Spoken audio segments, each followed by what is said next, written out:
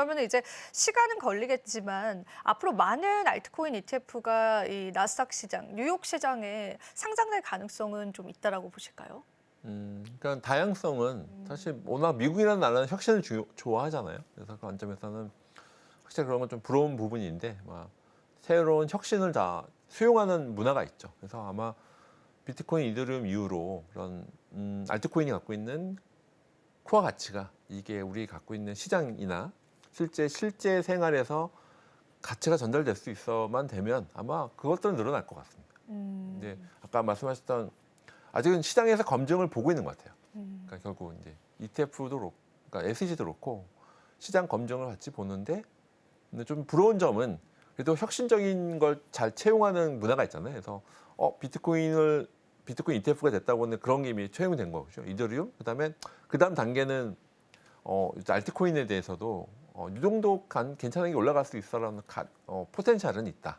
근데 아마 앵커님이 잘 설명해 주셨는데, 그것들이 이제 기존에 있었던 프로세스하고 절차들이 있잖아요. 그것들이 이제 있어서 폴 앵케스가 와서 바로 헤드의 영향이 당연히 있는데 기존 리거시가 당연히 있잖아요. 그것들은 이제 협의해 나가서 어쨌든 진행해 나가는데 확대될 수 있다. 그래서 만약에 ETF로 알트코인을 할 수 있다 그러면 굉장히 기관 투자들이 더 들어오겠죠. 아까 말씀하셨지만 사실은 비트코인 ETF도 셀아웃이 있었지만 워낙 유동성이 많아 풍부하게 되다 보니까 안 보였던 거예요. 희석되어 올라간 것처럼.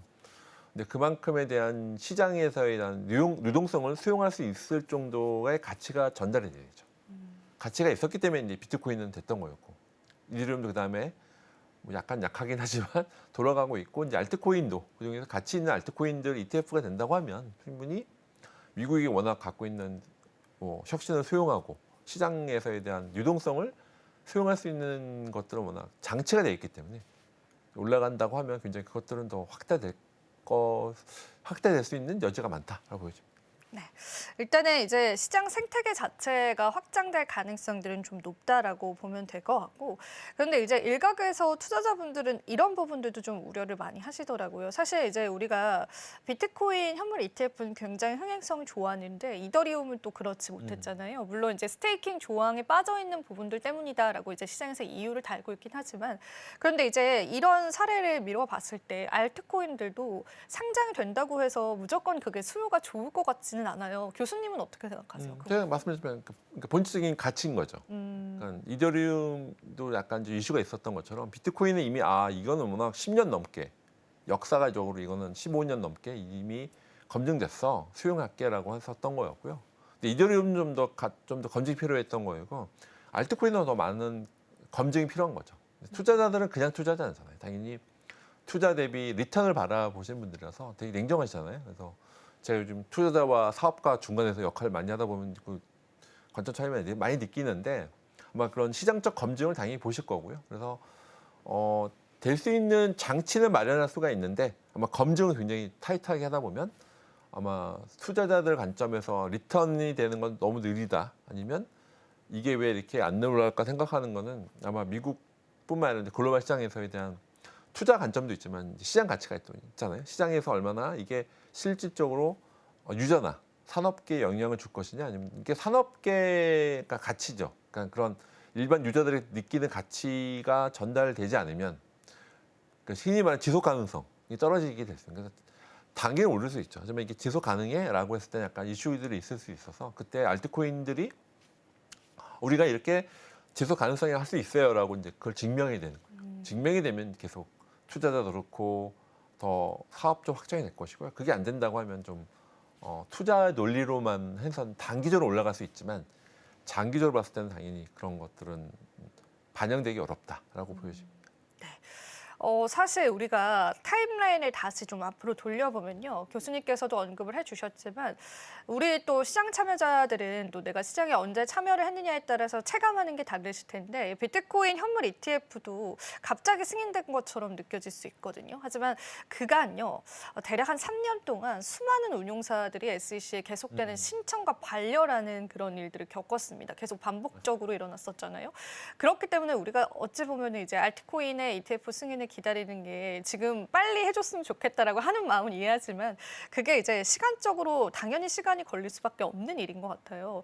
비트코인도 대략 3년이 걸렸거든요. 물론 이제 비트코인이라는 선례가 있기 때문에 조금 빠르게 승인이 되지 않을까라는 기대감이 있긴 하지만 그럼에도 불구하고 현물 ETF가 승인되는 그 절차들을 우리가 차분한 마음으로 기다릴 필요는 있을 것 같습니다. 그리고 이제 교수님께서 말씀해 주신 것처럼 이게 승인이 되고 상장이 된다고 해도 각각의 기술력들이 좀 중요할 것 같아요. 그 본질적인 가치에 따라서 달라질 것 같은데 그러면은 이번에 헬스덱스가 신청했었던 솔라나와 XRP 그리고 카르다노의 기술적인 관점과 펀더멘탈적인 강점들 어떤 게 있을까요? 예, 그러니까 솔라나는 아까 잠깐 말씀드렸지만 워낙 지금 속도가 빨라서 트랜지션에 대한 TPS라고 해서 워낙 높아서 솔라나가 약간 이제 불안하긴 하죠. 이게 잘 죽어서 그렇긴 한데 굉장히 그런 구조적으로 보면 성능이 좋아서 그런 성능적도 그렇고 또 생태계가 많이 늘어났죠. 생태계에서 솔라나는 굉장히 그런 부분이 있고요.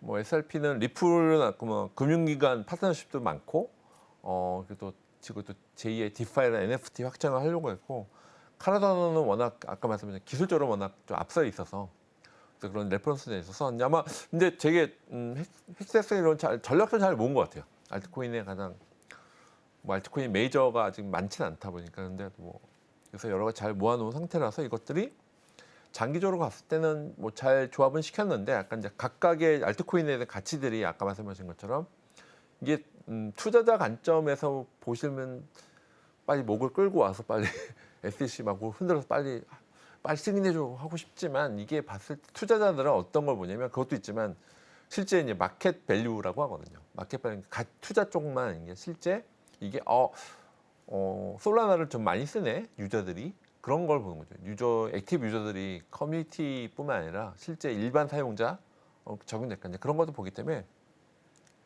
장기적으로 봐야 될 것 같아. 어쨌든 픽한 거는 되게 잘 대표적인 거 잘 고른 것 같다라고 보여지셔서 이런 것들은 아마 각각의 이제 규제 관점이 아니라 이제 시장 관점, 투자 관점, 종합적으로 보실 필요가 있을 것 같습니다.